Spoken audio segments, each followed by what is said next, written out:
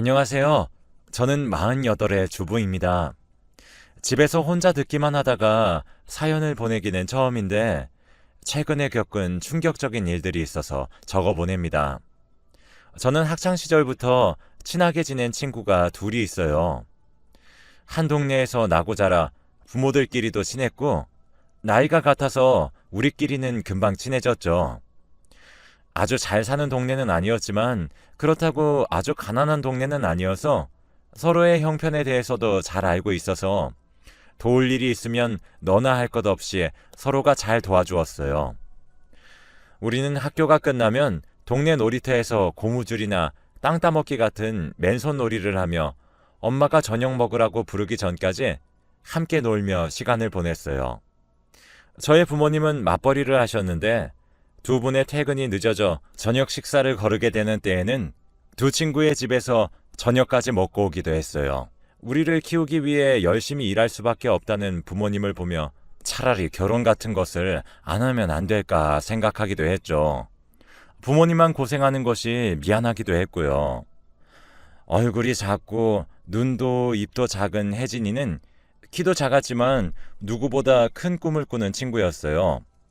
공부도 열심히 해서 꼭 사회에서 성공하겠다는 말을 입버릇처럼 달고 살던 친구였죠. 혜진이는 작은 키의 유전을 극복해보겠다며 매일 1리터의 우유를 마셔댔어요.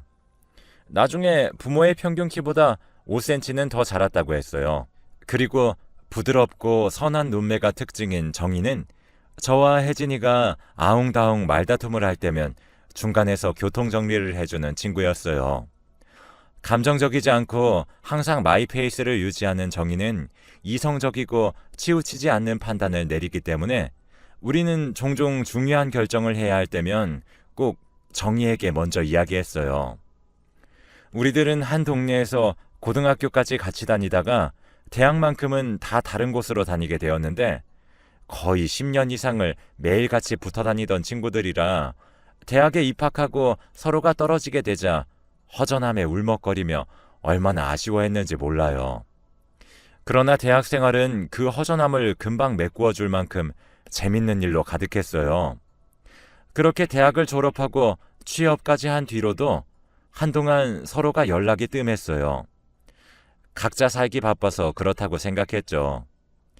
당시 만나던 남자친구와 결혼을 준비하면서 결혼 소식도 전하고 친구들의 근황도 궁금하여 몇 년 만에 연락을 하고 함께 만나게 되었어요. 제가 제일 먼저 결혼을 하게 되는 상황이 되었죠. 오랜만에 만난 친구들은 앳된 얼굴은 사라지고 이제 다 어른의 모습을 하고 있더라고요. 똑똑하고 바른 말만 하던 정희는 사법고시를 준비하고 있었는데 벌써 한 번 떨어진 터라 조금은 위축되어 보였지만 여전히 흐트러짐 없는 이성적인 모습이었죠. 우리는 1차라도 합격한 것이 어디냐며 꼭 붙을 것이라고 응원했어요. 혜진이는 국내에서 10손가락 안에 꼽히는 대기업에 들어가 빠른 승진을 거쳐 지금 벌써 과장을 달고 있었어요. 작은 체구를 감추듯 겉에 치장하고 있는 것은 딱 봐도 비싸 보이는 명품으로 감싸고 있었죠. 항상 성공을 입에 달던 혜진이는 정말 그 말처럼 승승장구하였고 위로 더 올라가기 위해 결혼 생각은 아직 없다고 했어요. 저는 오랜만에 만난 친구들이 반가웠고 무엇보다 다 잘 지내는 듯하여 기분은 좋더라고요. 제일 먼저 결혼을 하게 되어 혼자만 행복한 것 같아 괜히 미안한 마음이 들었었는데 친구들을 보니 그런 마음은 사라졌어요. 정희와 혜진이는 웨딩 촬영 때도 와주어서 사진도 잔뜩 찍었는데 정말 다시 옛날로 돌아간 것 같은 느낌이었어요. 결혼식까지 무사히 치르고 저는 시댁에 들어가 2년을 같이 살게 되었죠. 남편은 2년만 같이 살면 나가서 살 집도 해주신다고 했으니 조금만 참자며 저를 달랬어요. 저도 그래 2년만 참으면 나갈 수 있어 라고 생각하니 견딜만 하기도 했고요.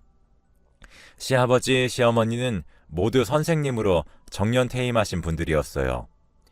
교사 시어머니에 대한 이야기는 인터넷 맘카페에서 종종 회자되는 그런 전형적인 시어머니셨죠. 집안일을 스스로 하지도 않으시면서 선생질을 했던 이력이 있어 며느리를 끊임없이 가르치려고만 하셨거든요. 오히려 시아버지는 아무 문제가 없었어요. 제가 해드리면 해드리는 대로 만족해 하셨고, 제가 불편해할까봐 거의 밖에 계셨어요. 시어머니의 잔소리는 끝이 없었는데, 제일 심한 것이 아기에 대한 것이었어요. 집안일을 하는 방식이라던가 옷차림이나 말투를 지적하는 등 대부분의 잔소리는 참을 수 있었는데, 언제 아기를 가질 것이냐는 말에는 정말 대꾸할 말이 없었어요. 그도 그럴 것이 우리 부부는 아이가 생기면 자연스럽게 낳을 생각이었어요. 근데 아이가 생기지 않는 걸 저더러 어쩌란 건지 정말 환장하겠더라고요. 시댁 이야기는 제 결혼을 계기로 다시 뭉치게 된 두 친구에게도 털어놓았어요. 집안일이라 다른 사람에게는 창피해서 말도 못하겠던데, 서로의 가정 형편까지 공유했던 어린 시절을 보낸 두 친구에게는 구구절절 이야기할 수 있게 되더라고요. 정희는 공부 때문에 자주 만나기 어려워 시집도 가지 않은 혜진이를 붙들고 재미도 없을 시댁욕을 쏟아냈죠. 어쨌든 시간은 흘렀고 시댁에서 산 지 2년이 넘어가게 되었어요. 우리 부부는 시댁 근처에 작은 아파트로 이사했는데, 저를 붙잡고 놓아주지 않을 것 같았던 시어머니는 마지막까지도 아기에 대한 걱정을 놓지 않으셨고, 새 집에서 꼭 챙겨 먹으라고 약을 지어주셨어요. 저는 이제 매일 시어머니 얼굴을 보지 않아도 된다는 생각에 날아갈 듯 기뻤죠. 이사를 하고 내 집이 생겼다는 것이 너무 좋아서 한동안 집을 꾸미는 것에 정신이 없었고, 남편도 저도 직장을 다녔기 때문에 평일에는 지쳐 쓰러져 자기 바빴어요. 주말에 그동안 필요했던 물건들을 구입하며 집을 채워나가기 시작했고, 어느 정도 집안 모습이 갖춰지고 나서 친구들을 초대해서 함께 식사를 하기도 했답니다.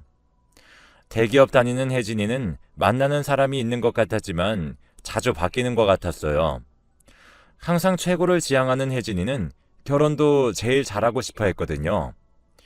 만나다 보면 꼭 단점들이 하나씩 튀어나오는데 그것을 용납하기가 어렵다며 결국 이별을 고하는 혜진이었거든요. 우리 부부는 그러면 평생 결혼 못할 것이라고 장난스레 웃어주곤 했죠. 분가 후 하루는 집으로 저녁을 먹으러 오라고 시어머니가 전화를 하셨어요. 그동안도 계속 전화하셨지만 집안 정리 때문에 시간이 나지 않는다고 거절을 했었기 때문에 이번에는 가야 될 것 같다고 남편에게 말하니, 남편은 알겠다고 일 끝나는 대로 시댁으로 바로 가겠다고 얘기했어요. 함께 가면 좋겠지만 시간이 맞지 않을 것 같았거든요. 저는 시댁에 먼저 들어가서 남편을 기다렸는데, 시아버지는 오랜만에 만나 반가운 얼굴을 하셨는데 곧 시어머니의 잔소리가 이어졌어요. 약은 잘 먹고 있냐? 그런데 아무 소식이 없는 거냐? 한의원을 바꿔야겠다. 등등 그동안 못한 질문들을 속사포처럼 하셨죠. 남편이 빨리 오면 좋으련만 남편은 결국 오지 못했고, 저는 저녁을 먹는 내내 시어머니의 질문 공세를 피할 수가 없었어요. 임신이 어렵다는 것을 시어머니께서 인정하시는 듯 해서 다행이라 생각했어요. 네, 어머니. 저도 나름 노력해 보았는데 쉽게 되지 않아요. 조금 기다려주시면 자연스럽게 생기지 않을까요? 라고 말을 마치는데 시어머니가, 아가야, 요즘에는 그래서 대리모라는 것도 있다는구나. 내가 죽기 전에 손주 초등학교 가는 것까지 보고 싶어서 그래. 혹시 생각 있니? 라며 말을 이어갔어요. 저는 너무 당황하여 얼굴이 빨개졌어요. 대리모라뇨. 아직 마흔이 되려면 한참인 저인데 아예 불가능한 사람처럼 얘기하시니 저는 소리를 지르고 싶은 것을 가까스로 누르고 더 이상 우리 부부의 아기 문제에 대해서 관여하지 말아달라고 얘기하고 집을 나와버렸어요. 제가 어디 불구인 사람도 아닌데 대리모라는 발상이 너무 황당하기 그지없었죠. 그리고 시어머니도 지치지도 않는지 며느리한테 잔소리를 끊임없이 하실 만큼 건강하시면서 무슨 손주가 초등학교 가는 것이 아주 먼 일인 것처럼 말씀하시는지 이해도 가지 않았고 납득은 더더욱 되지 않았죠. 저는 화를 삭히지 못하고 남편에게 시어머니가 드디어 미쳤다고 말했어요. 당신 어머니, 이제는 정말 정신이 어떻게 되신 것 같아. 아무리 애가 들어서지 않는다고 해도 내가 아직 이렇게 멀쩡한데 무슨 대리모야? 말이 되냐고. 당신은 어떻게 생각해? 저는 남편에게 대답을 추궁했어요. 남편은 최근 시어머니의 아기 타령이 다시 시작되면서 어느 편을 들어야 할지 중간에서 곤란해하는 눈치였죠. 시댁에서 함께 살 때는 슬그머니 뒤에 빠져 있거나 가끔 제 편을 들어주는 정도였는데 분가 후에는 오히려 반응이 시원찮았어요. 몇 년간 이어진 아기 이야기에 남편도 지친 것이 분명했어요. 남편은 시어머니에게는 본인이 잘 말하겠다며 너무 신경 쓰지 말라고 말했죠. 대리모는 불법이라고 하면서 저를 달래주더라고요. 저는 다음날 하루 휴가를 내고 혜진이를 불러 펑펑 울었어요. 아니, 내가 이렇게 멀쩡한데 대리모를 구한다는 게 말이나 되니? 내가 무슨 아이 낳는 기계도 아니고 말이야. 평일 내내 회사에서 시달리고 온 사람한테 이게 무슨 짓이냐고. 내가 이러려고 그러냈나 요즘 너무 후회가 돼. 내가 이런 대우를 받고 있는데 남편은 도대체 뭐 하는지 모르겠어. 저는 혜진이에게 그동안 마음속에 쌓였던 화를 다 토해냈어요. 집에 불러 종종 같이 밥도 먹기도 해서 혜진이도 남편을 잘 알았어요. 혜진이는 남편이 교사 부모님 밑에서 순종적이고 바르게 자란 사람 같다고 하면서 그런 성격이면 갈팡질팡할 수도 있지만 예민한 저를 잘 다독이며 챙겨줄 거라며 저를 다독여 주었어요. 혜진이는 남편이 시어머니에게 잘 말한다고 이야기했으니 더 이상 시어머니가 괴롭히지 않지 않겠냐며 저를 위로했어요. 저는 혜진아, 너는 꼭 결혼 잘해. 알았지? 시댁도 1등 시댁으로 골라서 결혼하라고. 라며 최선의 조언을 해주었죠. 혜진이는 여전히 결혼 소식은 없었지만 알겠다며 제 등을 토닥여 주었어요. 그 이후 저와 남편은 더 이상 병원에 가지 않았고 임신 상담도 더 이상 받지 않았을 뿐더러 시험관도 하지 않았어요. 시댁에는 가끔 오는 전화만 받고 가지 않았어요. 제가 시댁에 마음의 문을 닫아버렸거든요. 전화도 나중에는 받지 않아서 남편이 가끔 통화하는 것 같더군요. 저와 남편은 열심히 직장 생활을 하며 돈을 모아 시댁에서 좀 더 먼 곳으로 이사하고자 했어요. 남편은 무역회사에 다니고 있었는데 종종 해외 출장이 있었어요. 신혼 초기에는 먼 곳으로의 출장을 일부러 줄였지만 아기 문제에 대해서 부부가 더 이상 고민하지 않게 된 이후로는 북유럽 같은 먼 곳까지 출장도 남편이 가기 시작했죠. 저 또한 제 일이 바빴기 때문에 남편이 오랫동안 집을 비워도 아무렇지도 않았어요. 오히려 한 집에 매일같이 있다 보니 가끔은 혼자 있고 싶다는 생각을 하기도 했거든요. 만약 아기가 있었다면 집안 분위기가 달라졌을까 생각하기도 하지만 아기 문제로 시달린 것을 생각하면 아기는 떠올리기도 싫었어요. 남편도 집에서는 조용히 TV를 보거나 책을 보거나 하였어요. 저도 남편을 놔두고 제 할 일을 했어요. 각자 자기 할 일을 하면서 대화도 줄었고 식사 시간이 되면 조용히 음식을 차리면서 이거 맛있네. 당신이 만들었어? 같은 말들을 던졌죠. 그렇게 적막한 식탁 위를 겨우 살리던 남편은 한 달 남짓의 해외 출장이 잡혀있다고 말했어요. 저는 내심 좋았으나 티내지 않고 어머, 그렇게나 길게? 언제 오는데? 물었어요. 한 달을 꽉 채워야 될 것 같다고 하더군요. 저는 너무 아쉬워하는 것도 어색한 것 같아서 옷이랑 라면 같은 거 잘 챙기라고 얘기했죠. 출국을 하는 날에는 공항까지 따라가 주었는데 한 달이면 긴 출장이라 건강히 잘 다녀오라며 트렁크를 끌고 가는 남편을 배웅했어요. 마침 저도 회사의 바쁜 일들이 마무리되던 때라 혼자서 제주도라도 다녀올까 생각했죠. 그런데 남편이 떠나고 3주쯤 되던 때에 시댁에서 연락이 왔어요. 저는 평소처럼 바로 전화를 받지 않았죠. 몇 년 전 대리모 사건 이후로 시어머니와 직접 연락하는 것은 피하고 있었거든요. 대신 연락하던 남편도 없어서 고민하던 때에 시아버지의 핸드폰으로 전화가 오더라고요. 그동안 시아버지는 제게 직접적으로 전화를 거신 적이 없었거든요. 그래서 무슨 일인가 싶어 전화를 받았는데 시어머니가 쓰러졌다는 것이었어요. 지금 응급실에 실려갔으니 와달라는 얘기였죠. 저는 놀라서 얼른 병원으로 달려갔는데 시아버지는 그동안 시어머니가 매우 아팠다고 했어요. 현재 췌장암 말기고 그동안 항암 치료를 받아왔는데 아무래도 가망이 없다고 하더군요. 저는 그동안 아무것도 모르고 있었다는 것에 너무 놀랐어요.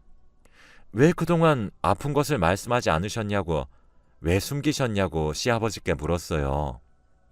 시어머니는 자기 아픈 것에 신경 쓰면 며느리가 더 스트레스만 늘 것이라고, 그럼 임신이 더 늦어지는 것이 아니겠냐며 꼭 숨겨야 했다고 신신당부를 했다고 하더군요. 저는 우선 남편에게 연락해 아무래도 어머니가 돌아가실 것 같으니 얼른 귀국하라고 말했어요. 남편은 급하게 일을 정리하고 3일 만에 병원에 도착했어요. 시어머니는 남편과 몇 마디 겨우 나눴죠. 그리고 바로 다음 날 돌아가셨답니다. 저는 시어머니에 대한 미안한 마음이 들어 장례식 때 많이 울었어요. 그리고 장례식 마지막 날이 되었어요. 변호사라는 분이 오더니 시어머니의 유언을 전해주더군요. 시어머니는 손주 임수원 앞으로 시댁의 재산을 모두 남긴다는 것이었어요. 저는 순간 귀를 의심했어요. 네? 임수원이라니요? 아직 태어나지도 않은 손주 앞으로 유산을 남길 수 있나요? 라며 변호사에게 물었어요. 변호사는 남편을 한번 쳐다보더니 말했어요. 임수원은 현재 대한민국 국민으로 주민등록이 되어 있는 임호준 씨의 자녀분이 맞습니다. 라고 말을 이으시더라고요. 저는 너무 놀라 말을 잇지 못하였어요. 남편을 멍하니 쳐다보니 그제서야 남편이 저를 보며 얘기하더군요. 여보, 놀라지 마. 내 아들 맞아.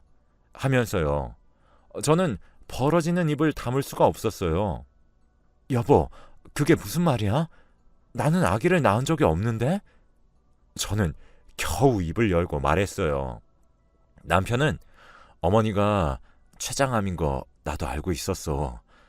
오래 사시지 못할 것도 알고 있었고. 그래서 어머니의 가장 큰 소원을 어떻게든 들어드려야 한다고 생각했고, 그러다 보니 이렇게 됐어. 미안해 여보. 라고 하더군요. 전 이게 무슨 말인지 이해할 수가 없었어요. 손주란 것이 어디서 만들어 온다고 만들 수도 없는 거잖아요. 제가 낳은 적이 없는데 아들이 도대체 어디 있냐고요. 그때부터 남편은 제게 실토하기 시작했어요. 사실 지금까지 출장 간다고 했던 것들은 사실이 아니었다고 하더군요. 출국한 적도 없었대요. 그리고 올해 초에 자기 아들이 태어났다고 말했습니다. 저는 그게 무슨 말이야 여보? 라고 간신히 물었어요. 남편은 그동안 아기 문제로 본인도 스트레스가 심했다며 관련해서 이런저런 상담을 하던 중에 친해진 여자가 아이를 임신했다는 것이었어요. 저는 후들거리던 다리를 붙잡지 못하고 그대로 그만 풀썩 주저앉아 버렸어요. 어머니는 손주가 태어나는 것을 보시고 마음 놓고 하늘나라로 가신 것 같아 라며 남편은 이야기했어요. 결국 남편은 바람을 피고 있었다는 것이었어요. 집안 문제를 해결하고 싶어서 상담을 하다가 아예 집안을 박살내버린 꼴이었죠. 저는 겨우 정신을 붙들고 장례식을 마지막까지 치르고 남편의 이야기를 마저 들었어요. 남편은 지금 아기 엄마와 아기가 병원에 있으니 내가 가서 함께 보면 좋겠다고 이야기를 하더군요. 저는 남편 얼굴을 박살내고 싶은 것을 참고 여자 낯짝이나 볼 참으로 남편과 병원으로 찾았어요. 병원에 도착했고 병실 문을 열었어요. 흥분으로 인해 손이 덜덜 떨렸고 피가 차게 식는 기분이었습니다. 그런데 전 아무런 행동도 취할 수 없었어요. 병원 침대에는 제가 아는 얼굴이 누워 있었거든요. 바로 혜진이었어요. 혜진이는 평소 흐트러짐 없이 풀 창작과 풀 메이크업으로 대기업 여성의 느낌을 풍겼었는데 오늘만큼은 빠지지 않은 붓기에 민낯을 드러내고 풀어진 눈을 하고 있었습니다. 혜진이는 저를 보더니 무슨 말을 하려는 것 같았지만 아무 말도 하지 못하고 입을 꾹 닫더군요. 저는 세상이 무너져 내리는 것만 같았어요. 저희 부부는 혜진이에게 동시에 아기 문제로 상담을 하고 있었던 것이었어요. 저는 저대로 시댁욕과 함께 온갖 부부간에 있었던 일을 털어놓으며 스트레스를 풀었던 거였고 남편마저도 혜진이를 따로 만나 그렇게 많은 시간을 보냈다는 것이 믿겨지지 않았죠. 저와의 친분과 혜진이의 윤리의식을 생각하면 절대 일어날 수 없는 일이었거든요. 저는 똑똑한 혜진이가 왜 그런 결정을 했을까부터 어디서부터 잘못된 것인지 생각하느라 머릿속이 복잡해졌어요. 도덕적 양심도 버리고 친구 남편의 아이를 가진 불륜녀로 몰락해버린 혜진이의 꼴이 너무 우스웠어요. 결국 저는 남편에게 이혼을 요구했습니다. 남편은 이혼을 하지 말자고 사랑하는 사람은 저라고 헛소리를 하기에 이혼 소송으로 길어졌죠. 결국 저는 재산 분할과 함께 위자료도 청구했고 혜진이에게 상간녀 소송까지 마쳤습니다. 위자료를 받아보니 두둑하더군요. 저는 당분간은 재혼 생각 없이 회사 일에 빠져 지내려고 합니다. 지난 세월이 아깝긴 하지만 그만큼 얻은 것도 있어서 인생 배웠다 생각하려고 합니다. 제 이야기를 들어주셔서 감사하고 모두들